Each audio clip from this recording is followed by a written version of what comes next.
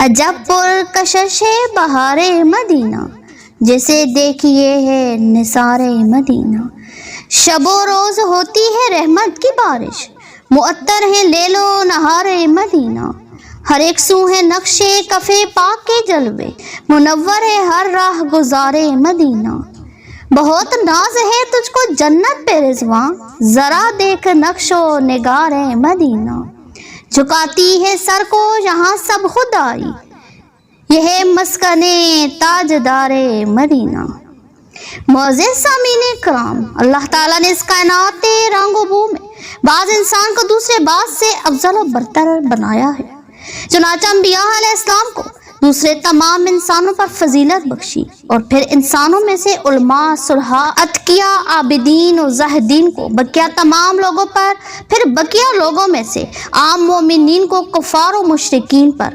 لیکن فضیلت و برتری ایک ایسی چیز ہے جس کا دائرہ صرف انسان تک محدود نہیں، بلکہ نوع انسانی سے متجاوز ہو کر حیوانات، نباتات امکنہ اور مقامات تک پہنچتا ہے۔ چنانچہ حق سبحانہ و تعالیٰ نے مقامات اور امکنہ میں سے بھی بعض مخصوص و مقدس مقامات کو دوسرے بعض پر فوقیت بخشی ہے۔ انہی مخصوص و مقدس مقامات میں سے دار ہجرت نبی صلی اللہ علیہ وآلہ وسلم بھی ہے، کیونکہ اس مقدس سرزمین کے ساتھ بہت سے امتیازات جڑے ہوئے ہیں، اور یہ مبارک زمین بہت سے فضائل و مناقب کی حامل ہے۔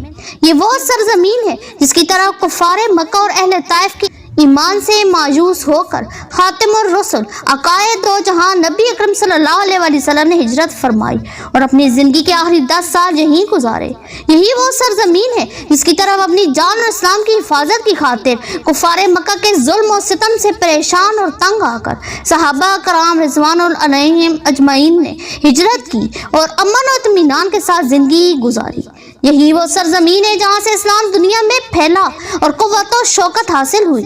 یہی وہ سرزمین ہے جہاں کے باشندوں نے قدم قدم پر اللہ کے حبیب محمد مصطفیٰ صلی اللہ علیہ وآلہ وسلم کا ساتھ دیا، حتیٰ کہ اپنی جانوں کو نبی صلی اللہ علیہ وآلہ وسلم پر قربان کرنے سے گریز نہیں کیا۔ اسی وجہ سے اللہ تعالیٰ کی طرف سے ان کو انصار کا لقب ملا۔ سامعین کرام، مدینہ منورہ کی سرزمین، اس کے پھل، پیمانے اور مد کے لیے آپ صلی اللہ علیہ وسلم نے برکت کی دعا فرمائی ہے۔ چنانچہ مسلم شریف کے حدیث ہے، ابو ہریرہ رضی اللہ تعالیٰ عنہ سے روایت ہے کہ لوگ باقصہ سے پہلا پھل دیکھتے تو اس کو لے کر نبی صلی اللہ علیہ وسلم کی خدمت میں حاضر ہوتے۔ آپ صلی اللہ علیہ وسلم اس کو لیتے اور یہ دعا فرماتے، اے اللہ ہمارے پھل میں برکت عطا فرما، ہمارے شہر میں برکت عطا فرما، ہمارے سام میں برکت فرما اور ہمارے مد میں برکت فرما۔ اے اللہ، بے شک ابراہیم علیہ السلام تیرے بندے، تیرے خلیل اور تیرے نبی ہیں، اور بے شک انہوں نے تجھ سے مکہ کے لیے دعا کی، اور میں بھی مدینہ کے لیے اسی طرح کی دعا کرتا ہوں جیسا کہ ابراہیم علیہ السلام نے مکہ کے لیے دعا کی۔ جب آپ صلی اللہ علیہ وآلہ وسلم اور صحابہ کرام رضوان علیہم اجمعین مدینہ منورہ تشریف لائے تو مدینہ کے قیام کے زمانہ میں حضرت ابو بکر اور بلال رضی اللہ تعالیٰ عنہ بخار میں مبتلا ہو گئے۔ یہ ایک سخت قسم کا بخار تھا جو وبا کی شکل میں اہل مدینہ کو آتا تھا، اور جس کو آتا تھا کمزور کر دیا کرتا تھا، جیسے صحابہ کرام کے مدینہ منورہ سے بدل ہونے کا بھی اندیشہ تھا۔ اس موقع پر آپ صلی اللہ علیہ وآلہ وسلم نے دعا فرمائی، اے اللہ ہمارے دلوں میں مدینہ کی محبت پیدا فرما دیجئے، جیسا کہ ہمارے دلوں میں مکہ کی محبت ہے، یا اس سے بھی زیادہ مدینہ کی آب و ہوا کو درست کر دیجئے اور اس کے بخار کو جعفہ کی جانب منتقل کر دیجئے۔ جعفہ مکہ اور مدینہ کے درمیان ایک بستی تھی جہاں کے باشندے یہودی تھے۔ اللہ تعالیٰ نے نبی اکرم صلی اللہ علیہ وآلہ وسلم کی یہ دعا قبول فرمائی اور بخار کو ان لوگوں کی طرف منتقل کر دیا۔